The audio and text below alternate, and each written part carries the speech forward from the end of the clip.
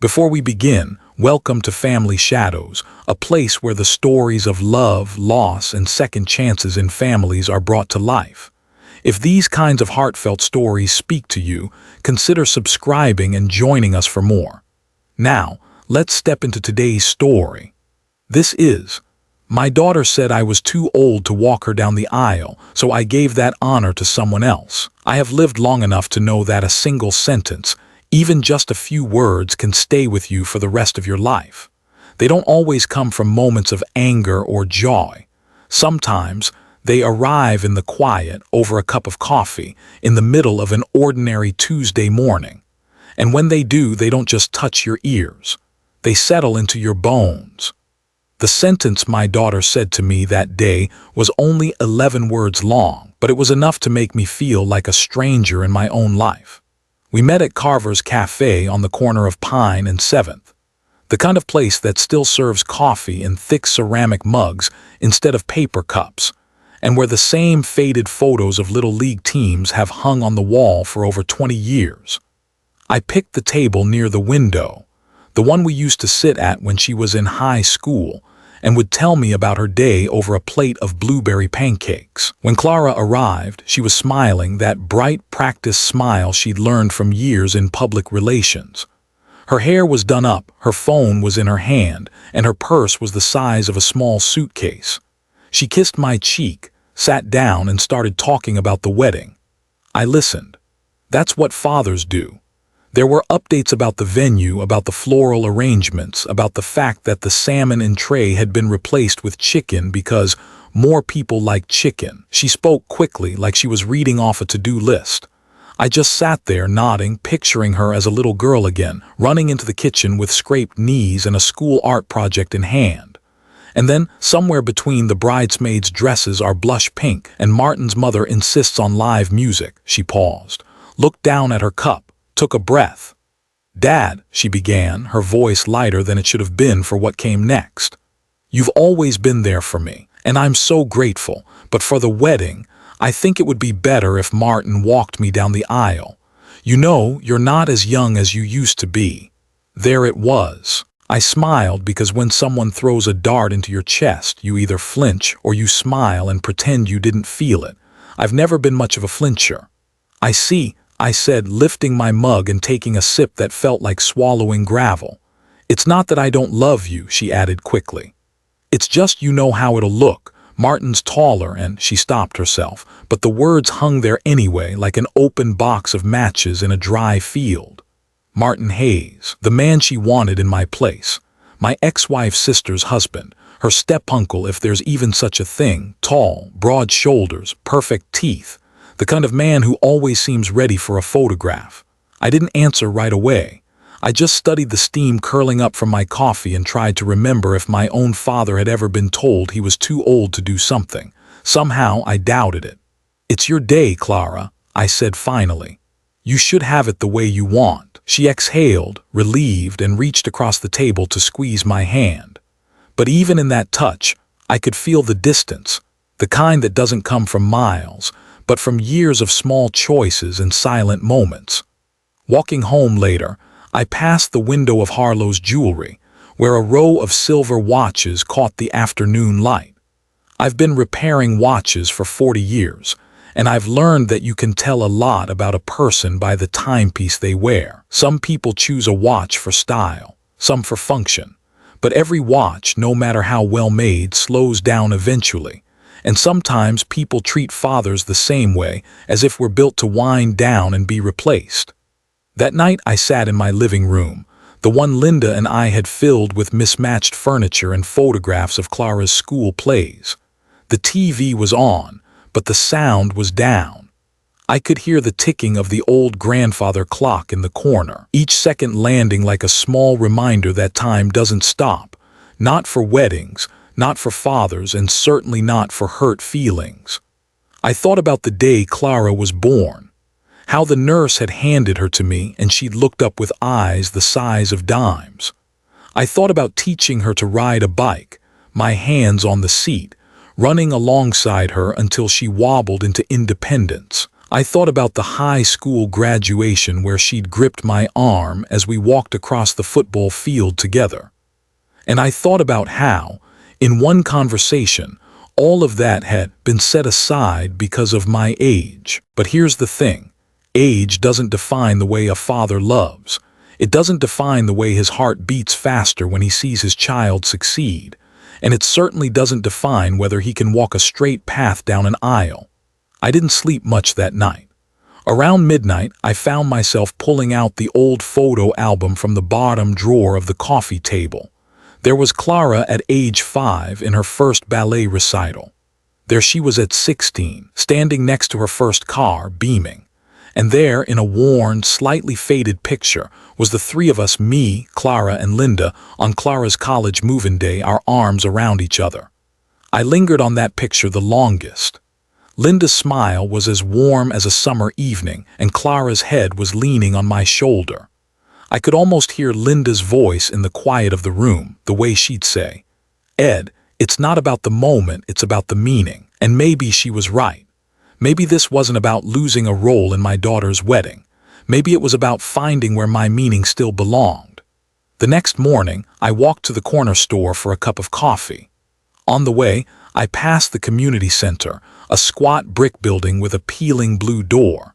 I'd been donating a small portion of my watch repair earnings there for years, ever since they helped a young girl named Grace find a place to stay. Grace Turner was 10 the first time I met her. She was quiet, sharp-eyed, with a streak of independence that reminded me of Clara when she was little. Over the years, she'd grown into a young woman who worked at the center part-time, helping other kids find their footing. She wasn't my daughter by blood, but in every way that mattered, she was family. That morning, as I walked by, I saw her through the window, arranging flyers on a bulletin board. She looked up, spotted me, and waved me in. "Mr. Miller, I'm glad you're here," she said, handing me a flyer. "We're organizing a charity gala next month. There's going to be this symbolic walk down the aisle thing for the kids we've supported just for fun as part of the fundraising. Only I don't have anyone to walk with." I smiled. For the first time since that coffee with Clara, it was genuine. "Well," I said slowly, "maybe I can help with that." She grinned. "You do that?" "Grace." I said I'd be honored. That was the moment the idea first took root. It wasn't a plan for revenge. It wasn't even about proving Clara wrong. It was about something bigger, about giving that moment, that meaning, to someone who would never think I was too old. I didn't know it then, but that decision would change the way I saw fatherhood forever. When I stepped out of the community center that morning, the air had that late winter bite that seeps through your coat and into your ribs. I pulled the collar of my jacket higher and started the slow walk back home. It wasn't far, just 5 blocks, but it felt longer these days. Not because my knees hurt, they didn't, but because there were fewer people waiting for me on the other side of the walk. The house was quiet now, too quiet, and quiet has a way of stretching the distance between here and there. Grace's words from inside still floated in my head. "I don't have anyone to walk with." There was no hesitation in my answer to her. The truth was, I wanted to say yes the moment she looked at me, even before I knew what she was asking. I unlocked the front door and stepped into the living room where the smell of old books and wood polish lingered. On the coffee table, the wedding invitation to Clara's big day still sat where I'd left it a week ago. Thick cardstock, gold trim, formal script. My name printed neatly at the bottom, Edward Miller, father of the bride. I stared at those words for a long time, wondering if they meant anything at all anymore. In the kitchen, I made coffee and sat at the small round table by the window. That's where Linda used to sit on Sunday mornings, cross-legged in her chair, hair still a little messy from sleep, laughing at the comics section while I read the sports page. The morning light caught the edge of her photo on the wall, the one from our 25th anniversary dinner. I thought about what she would have said if she'd been here for that conversation at the cafe. Linda had a way of softening sharp moments. She could tell you the truth in a way that didn't feel like a wound. I imagined her tilting her head, that half smile tugging at the corner of her mouth. "Ed, it's her wedding, but it's still your life. Don't let her take that from you." The truth is, I wasn't angry at Clara. Disappointed, yes. But anger didn't quite fit. She wasn't cruel. She was caught up in the world she'd built for herself. A world where appearances and photographs weighed heavier than the man who had carried her piggyback to bed when she was too sleepy to walk.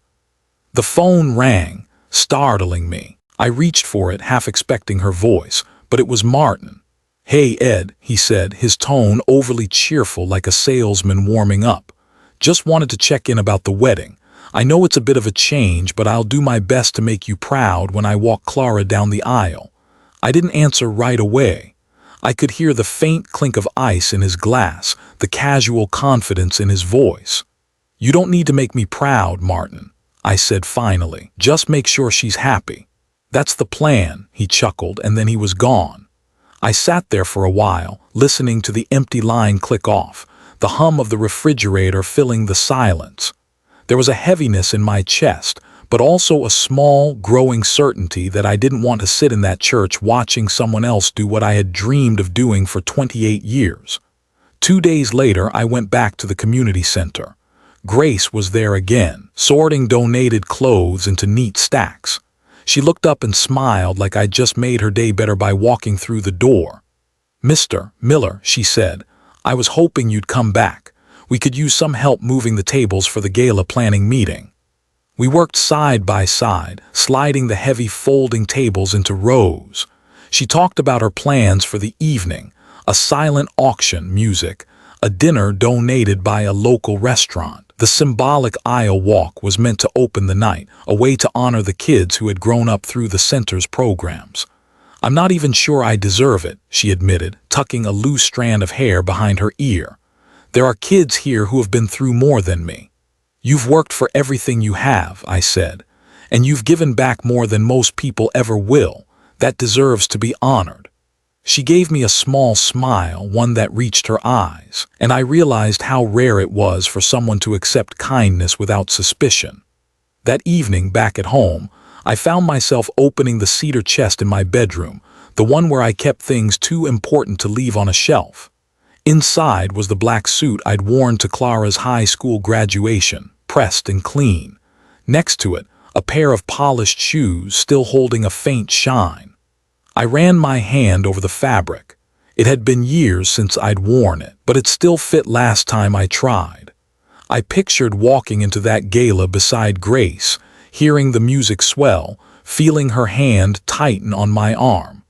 The image didn't feel like a replacement for Clara. It felt right in a way that surprised me. The following Sunday, I went to church for the first time in months, not because I was looking for answers, but because I wanted the quiet. The pastor spoke about the measure of honor, how it isn't given to the one who demands it, but to the one who lives it. I didn't need to be told twice who that applied to. On my way out, I saw Mrs. Jensen from across the street. She patted my arm. "I hear Clara's wedding is coming up. Big day for you, Ed." I smiled politely. "It'll be a big day for her." Her brow furrowed. "You're not walking her down the aisle." "Not this time," I said, and I left it at that. The days moved faster after that. Grace called me once a week to update me on the gala preparations. I could hear the excitement in her voice, the way she lingered over little details, the ribbon color, the song the band had agreed to play, the kids she was inviting to sit up front. She didn't treat the moment like a prop for photographs. She treated it like a gift. Meanwhile, Clara's updates came less often. A group text here, a forwarded link to the wedding registry there. The distance between us wasn't just measured in miles. It was in the words we weren't saying. One night, I sat at the dining table with 2 envelopes in front of me, Clara's wedding RSVP card and the gala volunteer form. The pen hovered over the RSVP. Instead, I reached for the volunteer form first. I signed the volunteer form that night, my name scrawled in a way that told me I wasn't just committing to help at the gala. I was committing to something deeper. Maybe it was the idea of walking Grace down that symbolic aisle. Maybe it was simply the thought of standing beside someone who truly wanted me there. Either way, the decision felt like slipping a key into a lock I hadn't touched in years. The next morning, I woke earlier than usual. The house was still, the winter light spilling in pale and soft through the blinds. I made a pot of coffee, poured a mug, and found myself drawn to the old cedar chest again. This time not for the suit, but for what lay beneath it, a shoebox filled with photographs, letters, and little keepsakes from the years when Linda was still alive. I carried the box to the dining table, sat down, and opened it. The first thing I pulled out was a folded piece of paper, the program from our wedding day. Cream-colored, slightly yellowed with time. On the back, in Linda's handwriting, was a note she'd written that morning. "See you at the end of the aisle, Ed. I'll be the one smiling so wide you can't miss me." I ran my thumb over the ink, remembering that day in perfect detail. The air smelled of lilacs, the same flowers that lined the church steps. My hands had shaken, not from nerves about marrying her, but from the sheer weight of the moment. She walked toward me with her father's arm steady under her hand, her smile as bright as the sun breaking through clouds. I'd never seen anyone look at me the way she did then. Beneath the program was a photograph of the three of us, me, Linda, and Clara, taken when Clara was maybe 7. We were at the county fair. Linda had her arm around my waist, Clara perched on my shoulders with a balloon in her hand. The kind of day where the air feels full of popcorn and laughter. I lingered on that photo, trying to bridge the distance between then and now. Back then, Clara would run to me after school, jump into my arms like I was the safest place in the world. Back then, I was her first call for everything: a scraped knee, a science project, a bad grade she didn't want her mother to know about. Somewhere along the line, that closeness had thinned like a rope fraying strand by strand. I couldn't pinpoint the exact moment it started to unravel. Maybe after Linda passed, when I stopped smiling as easily.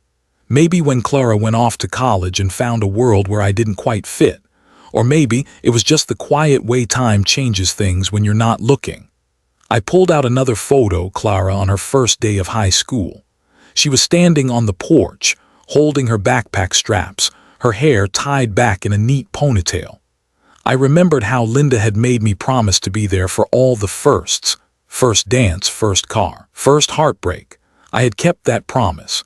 And now here we were at what should have been one of the biggest firsts of all, and I'd been quietly written out of the scene. The kettle on the stove whistled softly, a sound I'd grown used to since Linda died. I poured more coffee and sat back down, my eyes drifting to the photo albums stacked on the lower shelf of the hutch. One of them had a strip of masking tape on the spine, with Linda's handwriting again. The good years. I opened it, page after page of us. Vacations to the coast, backyard barbecues, Christmas mornings with wrapping paper piled high. In every photo, there was a warmth in our faces, a closeness you couldn't fake. I wondered if Clara remembered those days the way I did, or if they'd been filed away somewhere in the back of her mind, behind newer, shinier memories that didn't have my face in them. Halfway through the album, I found a picture I hadn't seen in years. Linda sitting cross-legged on the living room floor, holding baby Grace. It had been just a few months after we'd started helping at the community center. Grace had come over for dinner one night, shy and quiet, and Linda had somehow coaxed a smile out of her within minutes. I remembered that night, how Linda had whispered to me in the kitchen, "Ed, she needs more than just food and a warm bed. She needs someone who's going to show up for her over and over until she believes they mean it." We had. For years we had. And now Grace was grown, steady, and still looking at me like I was the person she could count on. That meant something, maybe everything. I set the album down and let the morning light warm my face. For the first time since Clara's announcement, I felt a flicker of peace. Not because the hurt was gone, but because I realized that walking someone down the aisle isn't about the aisle at all. It's about the journey that gets you there. And with Grace, that journey had been one of showing up every time without fail. That was something I could still be proud of. That afternoon, I found myself staring at the calendar on the kitchen wall. 2 dates circled in red, both falling on the same Saturday. One read Clara's wedding in her tidy handwriting, the other gala in my own, written just the night before. I stood there, coffee mug in hand, feeling the weight of that collision. It wasn't as simple as picking one over the other. Weddings are supposed to be once in a lifetime. So are moments where you can give someone the gift of being seen. I walked to the front window and looked out across the street. The Jensen boys were tossing a football in their front yard, shouting and laughing, their father watching from the porch. It struck me how quickly those moments slip away, how easily you can miss them, even when they are right in front of you. I'd already missed enough. I sat down at the table with a legal pad and pen. I wrote reasons to go to the wedding at the top of one page, and reasons to go to the gala on the other. Under the wedding list I wrote, "It's my daughter. People will expect me there. Linda would want me to go." Under the gala list I wrote, "Grace asked me. She truly wants me there. This is her only chance at something like this." I stared at the two lists. On paper, the wedding still looked like the obvious choice, but life doesn't happen on paper. The truth was, if I went to the wedding, I'd be just another guest. I'd sit in the pews and watch a man who barely knew my daughter in her childhood years walk her toward a future I wasn't invited to share. The thought of it made my chest tighten. If I went to the gala, I wouldn't just be a seat filler. I'd be part of the moment. I'd be the arm Grace held onto, the steady presence beside her in a room full of people who would really see her as someone worth celebrating. Linda's voice seemed to come back to me in that quiet kitchen. "It's not the size of the crowd, Ed. It's the size of the meaning." 2 days later, Clara called. "Dad, I wanted to check you've got the hotel booked for the wedding, right?" Her tone was brisk, like she was halfway through another task while talking to me. "I haven't booked it," I said. Silence on the line. "Why not?" "I'm not going to make it, Clara." The pause stretched long enough for me to hear her breath catch. "You're not coming, Dad. This is my wedding." "I know," I said, "and I hope it's everything you want it to be. But you asked someone else to walk you down the aisle. That told me where I'm supposed to be that day." "You're making this about you," she snapped, and for a second I could hear the little girl she used to be, the one who'd stomp her foot when she didn't get her way. "You're punishing me." "No," I said quietly. "I'm choosing to be where I'm wanted." She exhaled sharply. "I can't believe you'd miss this." "I wish I couldn't believe it either," I said, and then I let the silence settle before ending the call. That night, I pulled the suit from the cedar chest and took it to Harper's Tailoring downtown. The place smelled of pressed wool and cedar blocks, the kind of scent that makes you feel like things can still be made new again. "Mrs." Harper ran her hands over the fabric, nodding approvingly. "You've taken good care of this," she said. "It's seen some important days," I told her. "What's this one for?" she asked, smiling over her glasses.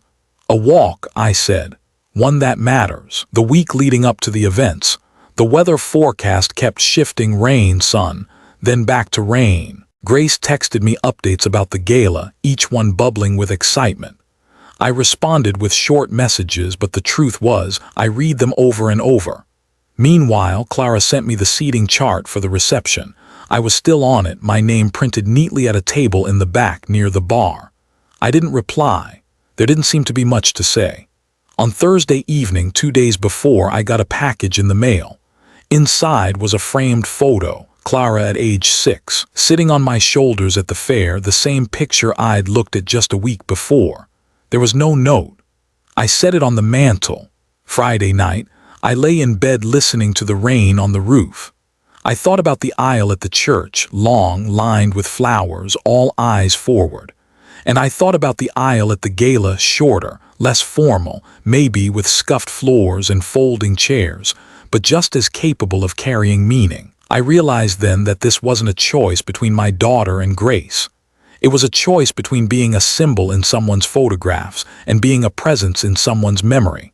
And I already knew which one I could live with. Saturday morning came with a cold, clear sky, the kind that makes the air feel crisp in your lungs. I was up before sunrise, the suit already hanging from the hook on my bedroom door, the shoes polished and waiting. I made coffee and drank it at the kitchen table, letting the quiet fill me. Across the street, I could see the Jensen boys' bikes leaning against the porch, their wheels still glistening with dew. Somewhere, in another part of town, Clara was likely sitting in a hotel room with her bridesmaids, curling hair and sipping champagne, her dress hanging from the door the same way my suit was here. It was strange, knowing that our mornings were parallel, yet moving toward such different endings. By 8, I was in the truck, the suit in a garment bag over the back seat, heading toward the community center. The building wasn't grand, just red brick and peeling paint, the faded letters above the door spelling out Carver Street Community. But inside, it had a pulse. I stepped into the sound of chairs scraping the floor, the low hum of people talking, the smell of brewed coffee and cinnamon rolls. Grace was near the back, standing on a folding chair to pin a banner across the wall. When she spotted me, her face lit up the way some people's do when they've been waiting for you and didn't want to admit it. "Mr. Miller," she called, hopping down from the chair. "You're early." "I figured I'd make myself useful," I said, taking the banner from her to smooth it out. It read Gala for Hope in bright blue letters, the paint still smelling faintly fresh. "Useful is good," she laughed, "but today you're a guest of honor, no heavy lifting." I raised an eyebrow. "Guest of honor? Thought this was your big night." "It is," she said, "but you're the reason I get to have it." Her words landed heavier than she knew. For years, I'd thought of my help with the community center as small donations, repairs, the occasional check-in. But standing there, hearing her say that, I realized those small things had added up to something much bigger. We spent the morning setting up. Grace moved between tables with a quiet confidence, directing volunteers, checking lists, adjusting details with a light touch. Every so often, she'd come back to me, telling me about who was coming, which kids she was most excited to see, how the walk would work. "You'll be on my left," she explained at one point, demonstrating by hooking her arm through mine. "Then we'll start from the back of the hall and walk toward the stage when the music starts. Easy, right?" I looked down at her hand resting on my arm. "I think I can manage." The truth was, I'd managed this before, holding an arm steady, pacing my steps with someone beside me, walking toward a moment that mattered. The difference was, this time, the person beside me had chosen me without hesitation.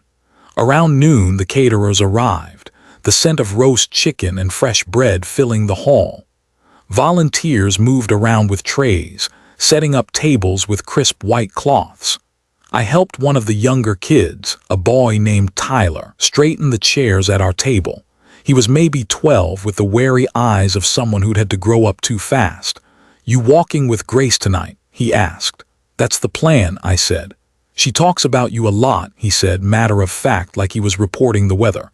"Says you're the closest thing she's ever had to a real dad." I swallowed, unsure how to answer, and settled for, "She means a lot to me, too."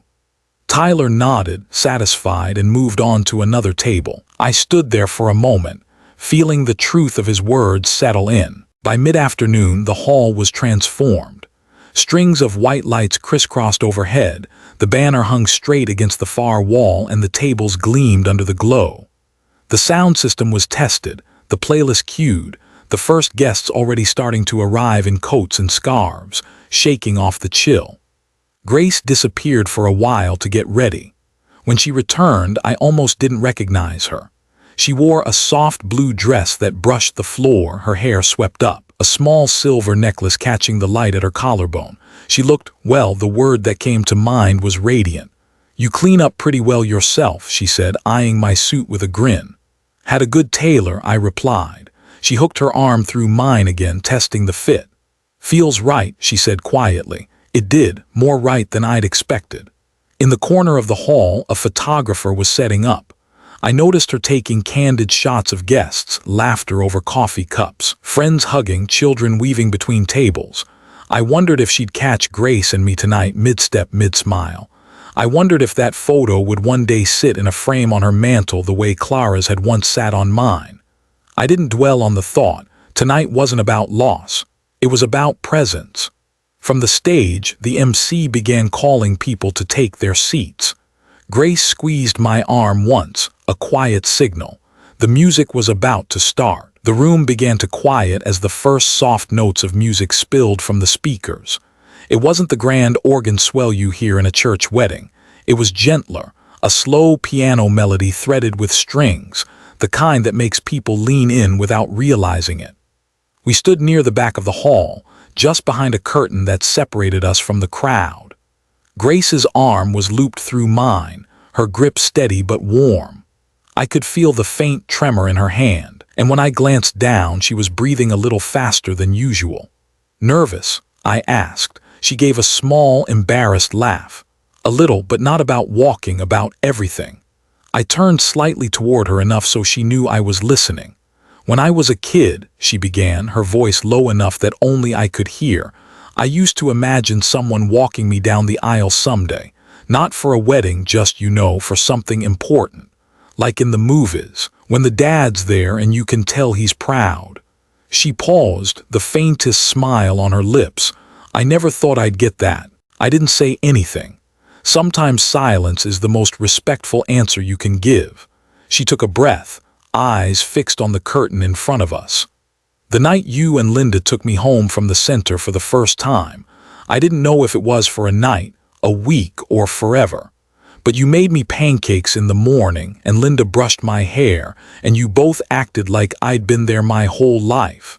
That's the first time I thought maybe I belonged somewhere." Her words pulled me back to that morning, the way she'd sat at the kitchen table in one of Linda's oversized sweatshirts, hair sticking up in every direction, staring at the plate like it was a gift too good to touch.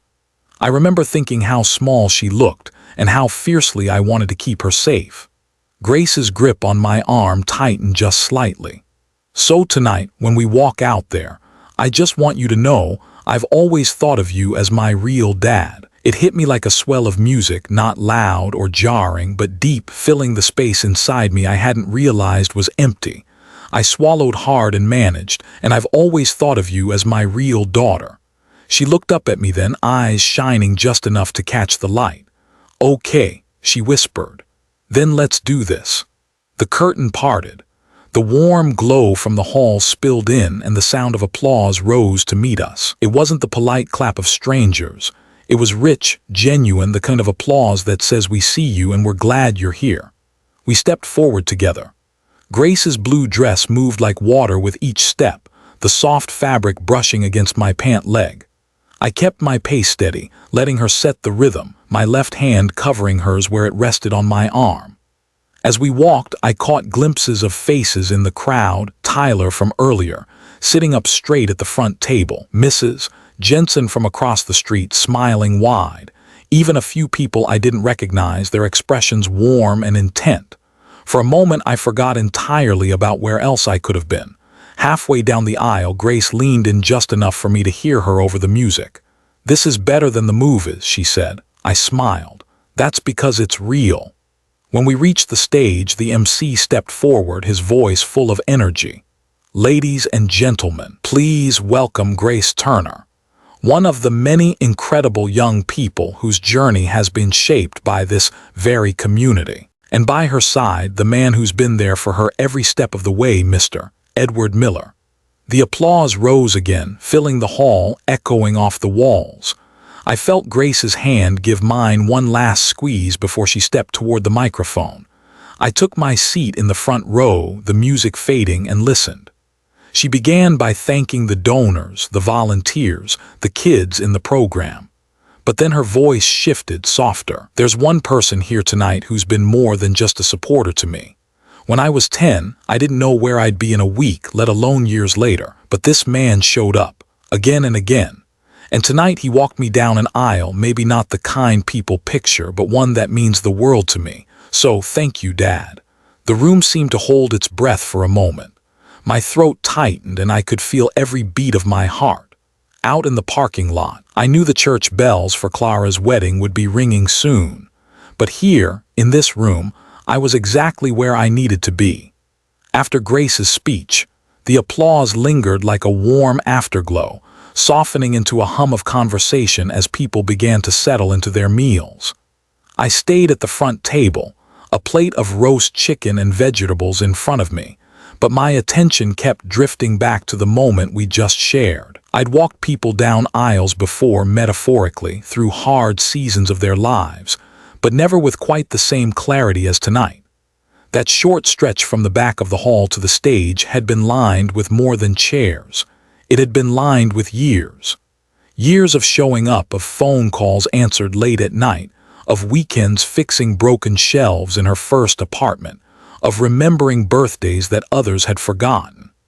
And for the first time in months, maybe years, I felt that kind of satisfaction that doesn't need to be explained to anyone. A man I didn't know approached the table, extending his hand. "Mr. Miller, I'm Frank Latham on the board here at the center. I just wanted to say that was one of the most moving things I've seen in a long time." I shook his hand. "Grace did all the work, I just walked." He smiled. "You'd be surprised how much that means. Most people walk away when things get hard. You didn't." He left to greet someone else, but his words stayed with me. The evening moved along with the easy rhythm of community events. Raffles announced, kids darting between tables, the clinking of coffee cups and dessert plates. Every so often, someone would come over to thank me for being there for Grace. It was strange hearing those words. You don't think of it as being there when you're in the middle of it. You just do it because it's what love looks like. At one point, Tyler wandered over again, balancing a slice of cake on a paper plate. "She's really happy tonight," he said, his voice matter-of-fact as if he'd been keeping score. "I can tell," I said. "Guess that makes you her dad now," he added before shoving a forkful of cake into his mouth and disappearing back into the crowd. Later, when the band started playing and the tables were pushed aside for dancing, Grace found me leaning against the wall, watching the swirl of people. "Come on," she said, tugging at my arm. "If you can walk me down an aisle, you can manage a slow dance."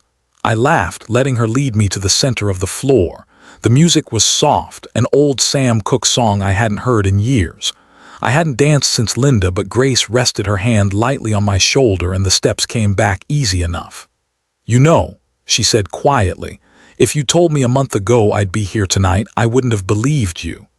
"If you'd told me a month ago I wouldn't be at my daughter's wedding," I replied, "I wouldn't have believed you either." She tilted her head, studying me. "Do you regret it?" I thought about that for a moment. "No," I said, "not for a second." We danced until the song ended, then stepped aside as younger couples took over the floor. Grace went back to her friends and I slipped out to the front steps of the community center for some air. The night was cool and clear, the moon hanging low over the rooftops. Across town, I could almost imagine the church where Clara was, the flowers, the music, the photographs being taken.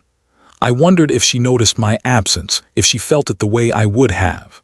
But then I thought of Grace's hand on my arm, her voice saying, "Thank you, Dad," and I knew this was the place I had needed to be. Standing there, I pulled my phone from my pocket. I wasn't sure why at first, but my thumb hovered over the camera icon. I lifted the phone, turned it toward the warmly lit hall behind me, and snapped a photo of the banner, the lights, and just the faint outline of people laughing inside. Not to post, not to prove anything, just to remember. Because someday, years from now, when time had worn the details thin, I wanted to be able to look at that picture and remember exactly how it felt, the certainty, the peace, the quiet joy of knowing I'd given the right person the honor. And that's when the idea began to take root, that maybe this moment, this choice, could mean something beyond just tonight. Maybe it could be a reminder to me and to anyone who cared to listen that family isn't about titles or traditions. It's about the ones who reach for you without asking you to prove you're worthy of their hand. By the time I got home from the gala that night, it was close to midnight. The suit was draped over the back of a chair, my shoes neatly lined by the door. I didn't turn on the television or the radio. The house felt different somehow, still quiet but lighter, as if the air inside had shifted just a bit. I poured myself a glass of water and wandered into the living room. Clara's wedding invitation was still on the coffee table, the gold trim catching the lamplight. I picked it up, tracing the letters of my name on the envelope. I thought about putting it away, but instead, I set it back down exactly where it was. This wasn't about erasing anything. It was about choosing what to hold on to. The next morning, I woke early and took a walk down to Harlow's Jewelry. It was Sunday, the shop was closed, but I stood for a moment at the window looking at the display. Not the expensive pieces in the front, the smaller things tucked in the corner. A silver pendant, a simple locket. I remembered the way Linda used to say, some moments deserve something you can touch, something you can carry so you never forget. By the time I walked back home, I'd decided. If I was going to give this moment with Grace the space it deserved, I wanted to mark it, not with photographs or social media posts, but with something quiet, something personal. Over the next few days, I began to make small preparations. The gala was over, but Grace and I were still in touch. She sent me a thank you card that arrived Wednesday, her handwriting neat and looping, a pressed sprig of lavender tucked inside. On Thursday, I called Mrs. Harper at the tailor's. "Remember that suit?" I asked. "I'd like to keep it pressed. I think I'll need it again soon. You planning on more walks?" She teased. "Something like that," I said. That weekend, I went back to Harlow's when it was open. Mr. Harlow himself was behind the counter just as he'd been for the last 30 years.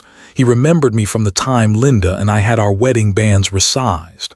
"What can I do for you today, Ed?" he asked. "I'm looking for something to give a young woman," I said. "Not an engagement, not romantic, just something that says she matters to me." He thought for a moment, then brought out a small box from the back. Inside was a silver pendant on a fine chain. The charm was shaped like a small compass. "Sometimes," he said, "people just need to be reminded they've found their way or that someone helped them get there." I ran my thumb over the smooth surface, feeling the weight of it in my palm. "I'll take it." At home that night, I placed the box in the top drawer of my dresser, beside the shoebox of photos and Linda's letters. I didn't know when I'd give it to Grace, maybe on her birthday, maybe on no occasion at all. But I knew I would. And when I did, I'd tell her what the compass meant, that no matter where she went, she'd always have someone in her corner pointing her home. The following week passed in a kind of calm rhythm. I repaired watches in the shop, took my usual morning walks, and kept an eye on the weather, which had finally begun to warm. Every so often, I'd think about Clara. I hadn't heard from her since the phone call before the wedding. I didn't know if she'd call or if she was waiting for me to call first. One evening, I opened the cedar chest again. The suit was back inside, pressed and neat. I placed the gala volunteer badge on top of it. It struck me then how different that badge felt compared to the father of the bride title on Clara's invitation. One had been given because it was expected. The other had been given because it was chosen. As I closed the lid of the chest, I realized something. I wasn't preparing for a reconciliation, or a confrontation, or even an explanation. I was preparing for the next time someone I loved needed me to walk beside them, and when that time came, I'd be ready. Friday morning came wrapped in a thin gray light. The forecast promised sun for the weekend, but the sky didn't look convinced. I sat at the kitchen table with my coffee, staring out the window at the street, where a few early risers were walking their dogs. My phone buzzed on the table, and for a second I thought maybe, just maybe, it would be Clara. It wasn't. Just a reminder from the pharmacy to pick up my prescription. I leaned back in my chair, letting the quiet fill in around me. Tomorrow was the day. Somewhere across town, Clara would be in full motion, picking up her dress, rehearsing the ceremony, making sure every ribbon on every bouquet matched the color she'd chosen months ago. And tomorrow, she'd take her father's name off her arm and replace it with someone else's. Around mid-morning, I walked down to the watch shop. Business was slow. Fridays often were. I replaced the battery in a man's wristwatch, polished a few pieces in the display case, and fixed the clasp on a silver bracelet. The work was steady, familiar, and it kept my hands moving while my mind wandered. Around noon, the bell over the shop door jingled and Grace stepped inside. She wore jeans and a soft green sweater, her hair pulled back in a loose braid. "Thought I'd check on you," she said, holding up a paper bag. "Brought lunch." I smiled. "What you bring?" "Turkey sandwich, no mustard, and an apple pie from Margie's Diner because I know you like it better than their cherry." She cleared a spot on the counter and unpacked the food while I closed the register.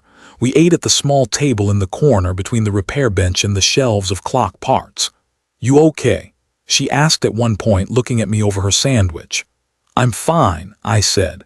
"Tomorrow's just a day I thought I'd be spending differently." Grace nodded slowly. "You sure you don't want to go, even just to watch?" I shook my head. "I think if I sat in that pew, I'd spend the whole time thinking about how I wasn't supposed to be in it. Better to be somewhere I'm meant to be. She didn't push. That's one of the things I appreciated about her. She knew when to leave space. After she left, I locked up the shop early. The afternoon light was pale and thin, the air holding that in-between smell of winter fading into spring. I stopped by Harlow's on the way home and picked up the small box with the silver compass pendant. I wanted it in my pocket tomorrow, just in case the right moment came. Back home, I hung the suit by the bedroom door. Not the way a groom hangs his wedding clothes, more like a man setting out his work for the morning, ready to step into whatever the day asks of him. I spent the evening quietly, made a simple dinner, read a few chapters of a book I'd been working through for months, tried not to check my phone. It was close to 10 when the phone finally did buzz with her name on the screen. "Dad," Clara's voice came through, not sharp this time, but soft. "I just wanted to check in." I closed the book. "How's everything going?" "Busy," she said. "Nervous, you know." "Yeah," I said. "I know." There was a pause, and I could hear voices in the background, laughter, music, the muffled bustle of a room full of people. "I saw a picture from that charity thing you did with Grace," she said finally. "Looked nice." "It was," I said. "She asked me, she wanted me there." Another pause, longer this time. "I guess I didn't make you feel like I did." I let the silence sit between us for a moment.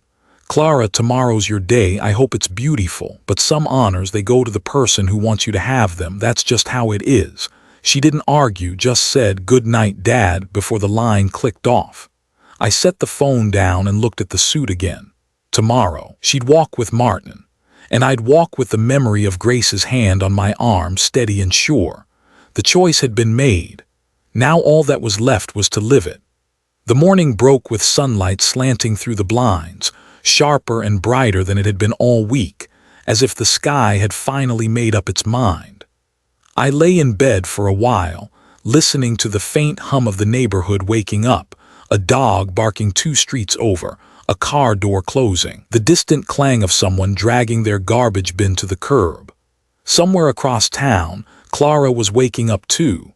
I pictured her in a hotel suite, surrounded by makeup brushes and curling irons, the scent of flowers and hairspray hanging in the air. Her bridesmaids chattering over champagne, her dress hanging in a garment bag like a promise waiting to be unwrapped. I wondered if she thought of me in that moment, if my absence felt like a missing piece or just an empty chair to be filled by someone else. I got up and went about the morning quietly, brewed coffee, made toast, checked the watch repair orders in the shop ledger, though I knew I wouldn't be opening today. By 8:30, the suit was on the bed, the silver compass pendant in its box resting on the nightstand. I ran my hand over the smooth wool of the jacket. It still smelled faintly of cedar from the chest. The mirror in the hallway caught me as I passed, hair combed, tie knotted, shoes polished to a shine. I looked older, yes. Lines around my eyes, the set of my jaw a little heavier, but I didn't look too old to walk anyone anywhere. The community center was already alive when I arrived just after 9. Cars lined the street, volunteers hauling in boxes of decorations and stacks of programs. Inside, the hall was half set, tables draped in white cloth, vases of early spring flowers placed at the center of each. Grace spotted me from across the room. She was in jeans and a plain shirt, her hair pinned up in a messy bun while she worked. She waved me over, a clipboard in hand. "You're early," she said, smiling as she handed me a bundle of folded programs. "Good, you can help set these out before you go get ready."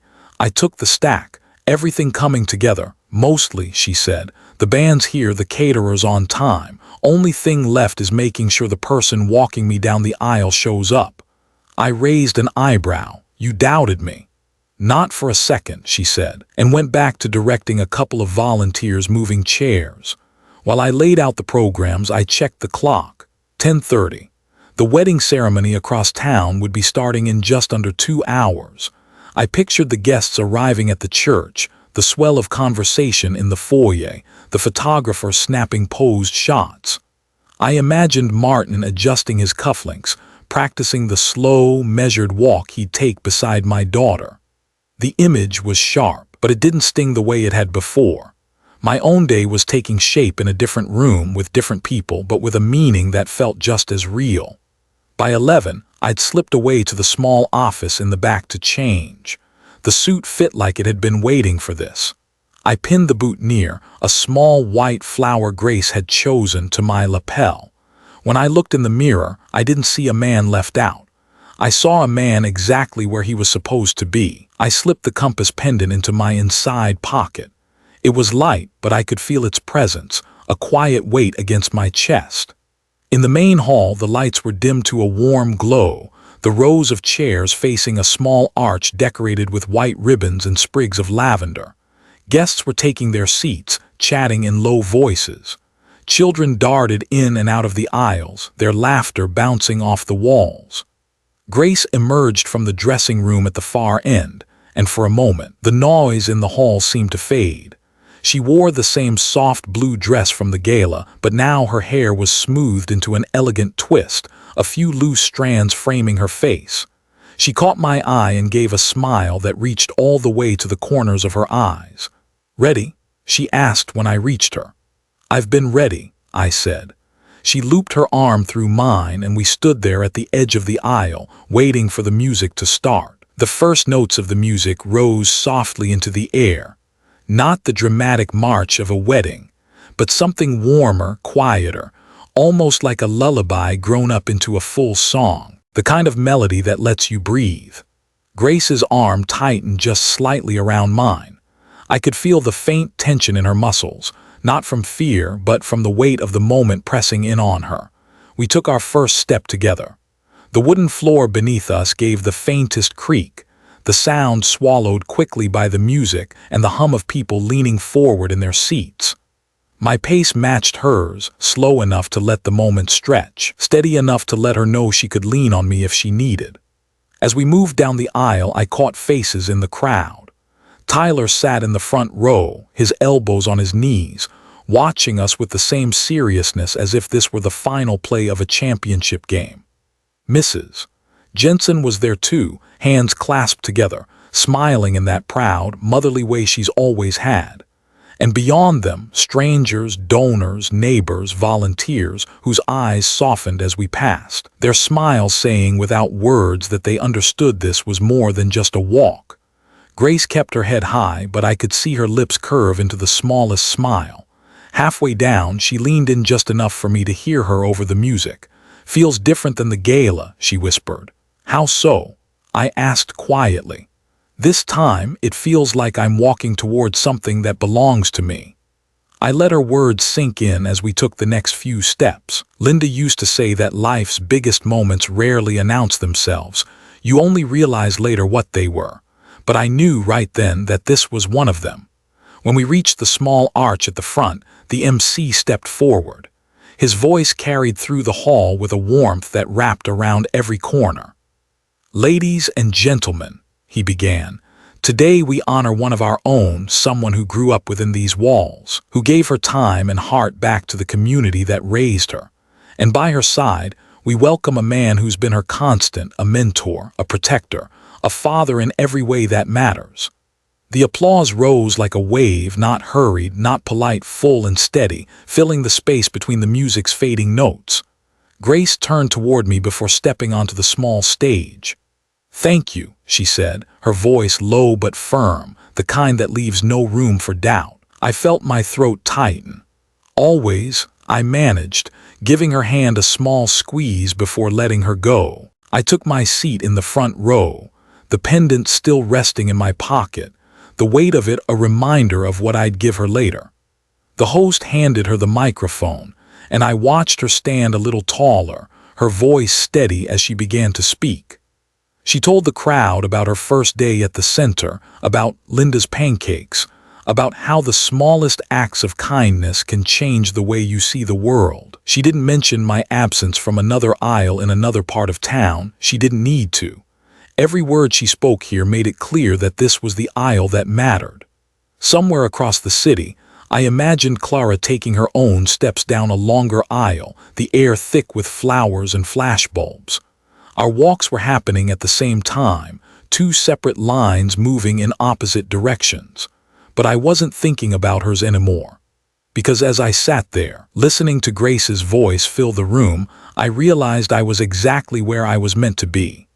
After Grace's speech, the room rose to its feet in applause, the sound thick and full, rolling over us like a tide. She handed back the microphone and took her seat beside me, cheeks flushed with a mixture of pride and relief.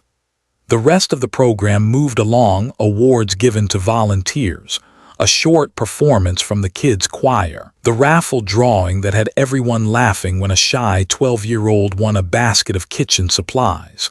The mood was light, warm, easy. I didn't notice the photographer until she was standing a few feet away, camera poised. "Mind if I get one?" she asked.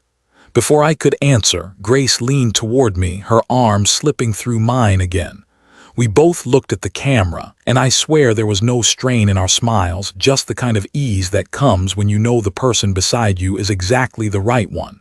The shutter clicked twice. I thought nothing of it at the time. It was late afternoon by the time I left the center, the pendant still in my pocket. Grace had been pulled into a dozen conversations, hugs from old friends, promises to meet for lunch soon. Before I slipped out, I caught her attention and motioned her over. "This is for you," I said, handing her the small box. She opened it slowly, her eyes widening when she saw the silver compass.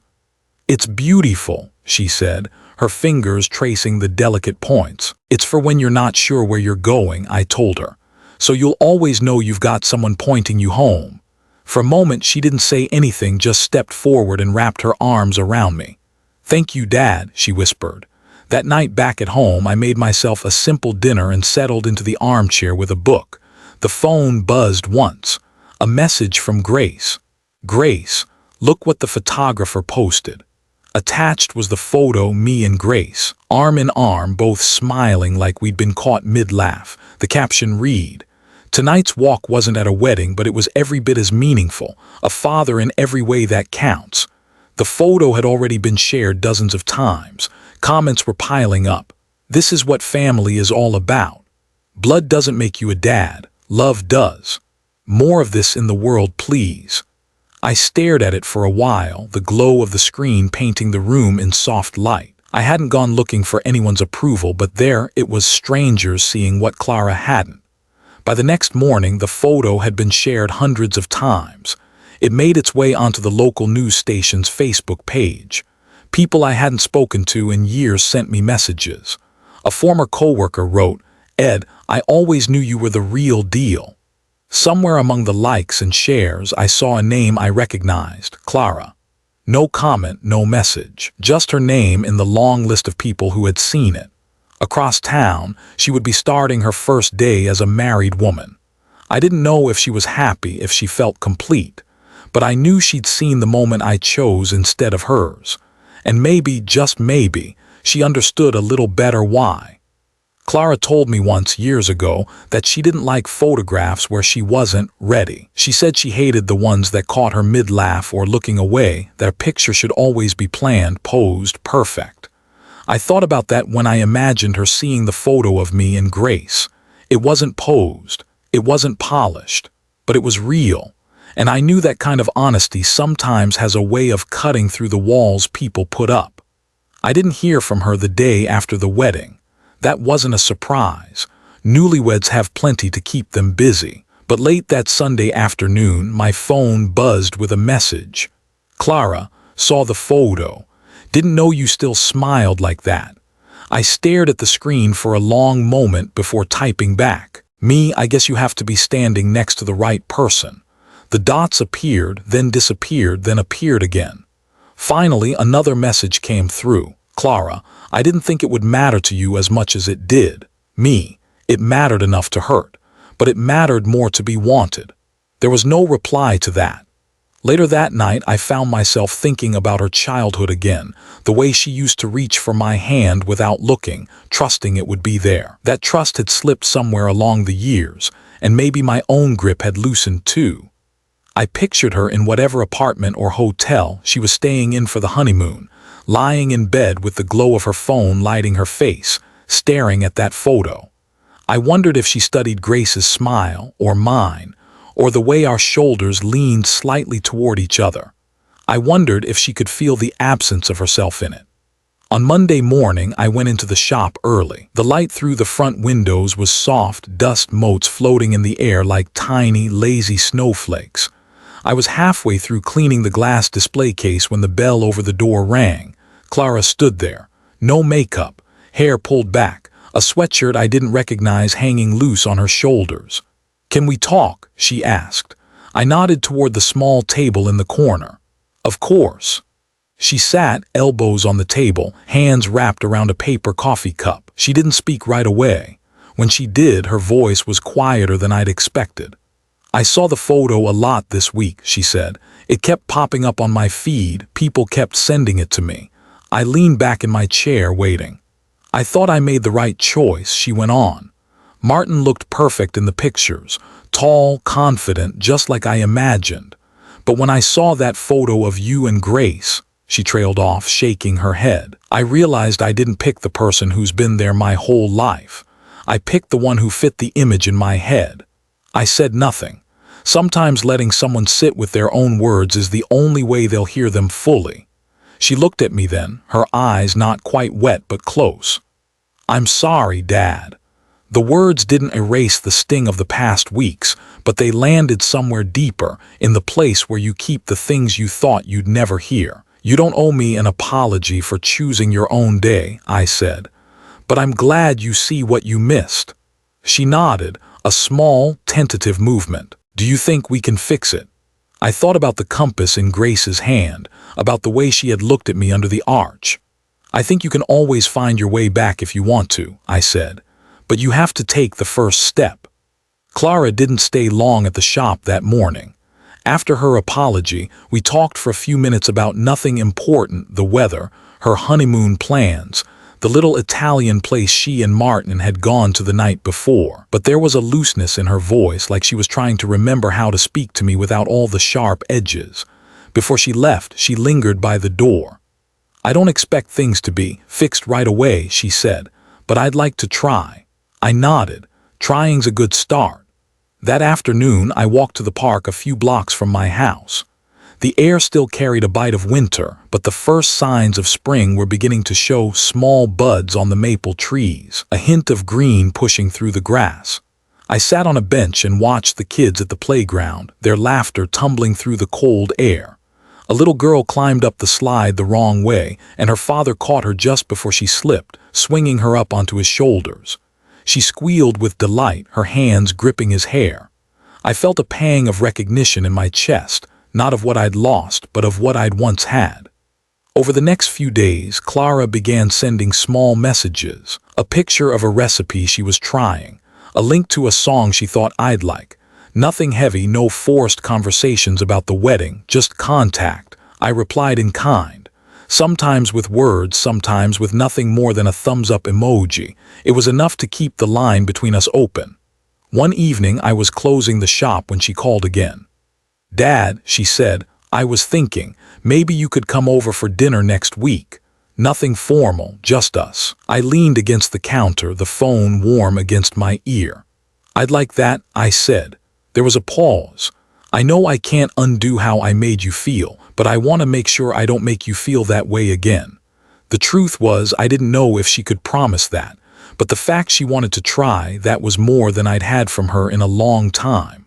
When we hung up, I locked the shop and stepped out into the street. The evening light was soft, painting the storefronts gold. For the first time in weeks, the knot in my chest loosened. The misunderstanding wasn't gone, but it was beginning to fade, like a shadow lifting just enough to let the light in. The following Saturday evening, I drove across town to Clara's apartment. The sun was low, spilling a warm, amber light over the rooftops, the kind of light that makes even an ordinary street look like a photograph you'd want to keep. I'd been to her place before, but only briefly, to drop off a box, to help with a leaky faucet. This time felt different. Not because of the address, but because she had asked me and I could tell she meant it. When I knocked, she opened the door almost immediately. "Hey," she said, and for once there was no practiced smile, no careful performance. Just her, Inside, the smell of roasted chicken filled the air, mixed with something citrusy. The table was set for three, a small vase of white daisies in the center. "Tom's running a little late," she said, taking my coat. "Traffic." "That's all right," I replied. "Gives us a chance to talk." She brought 2 mugs of coffee into the living room, settling on the couch beside me. For a moment we just sipped in silence, the clink of our spoons against the mugs the only sound. "I've been thinking about the wedding," she said finally. "About what I did and why I did it." I looked at her, waiting. I thought I was protecting the image of the day, the perfect pictures, the perfect walk. But looking back, I realized I was just protecting myself from what other people might think. She shook her head. "It sounds so shallow when I say it out loud." "It doesn't sound shallow," I said. "It sounds human." She set her mug down, twisting her hands together. "I hurt you, Dad, and it wasn't because you couldn't do it or because you weren't good enough. It was because I let my own fear of judgment be louder than my gratitude." I didn't rush to answer. The truth deserved space. "I'm glad you can see that now," I said. "Because honors like that, they aren't about how things look. They are about who's walked with you through everything to get there." Her eyes softened. "I know, and I think I forgot that for a while." We talked until the sound of keys at the door announced Tom's arrival.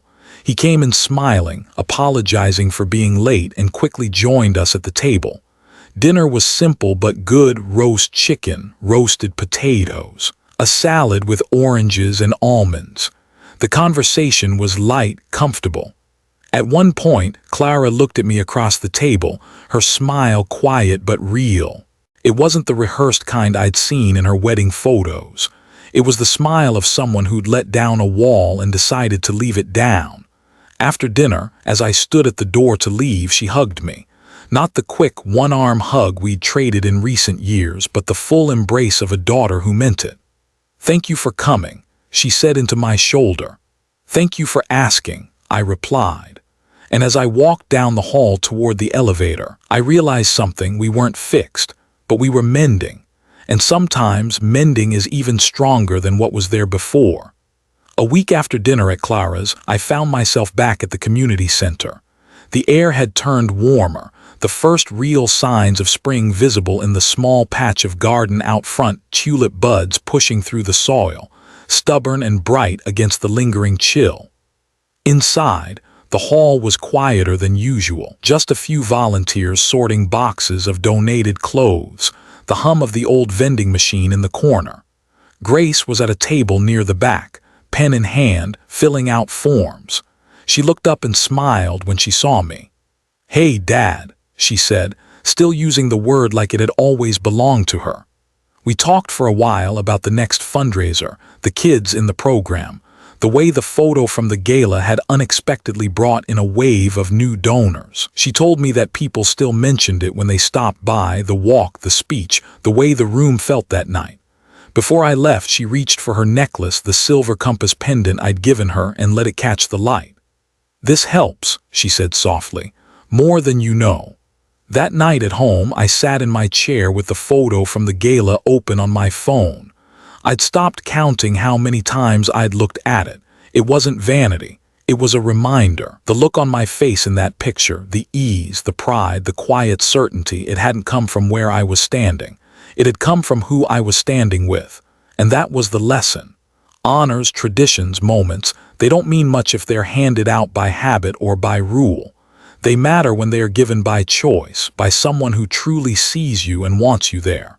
A few days later, I spoke at the center's monthly volunteer meeting. Nothing formal, no notes, just a few words before the evening wrapped up. "You know," I told them, "I learned something this month. Sometimes the people we expect to honor us won't, and that's okay, because the ones who do, the ones who choose you without hesitation, they make every step worth taking." I didn't mention Clara by name. I didn't have to. The truth didn't need to be wrapped in details. Later, walking home under the street lamps, I thought of Linda. I imagined her smiling, that quiet smile, the one that told me she understood more than she ever said out loud. "It's not about the moment, Ed," she'd said once. "It's about the meaning." She'd been right. The meaning of that day wasn't found in a church aisle lined with flowers. It was found in a modest hall under strings of white lights, beside a young woman who had once been a stranger but had become my daughter in every way that mattered. And as I turned the key in my front door, I knew if I was ever given that honor again, no matter the aisle, no matter the room, I'd take it. Because some walks aren't about where they end. They're about who you walk beside. Thank you for spending your time with me and this story today. If it touched your heart, I hope you'll carry its meaning with you.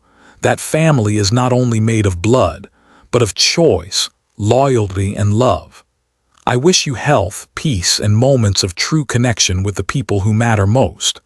And from my heart to yours, may you and your family always walk together in happiness.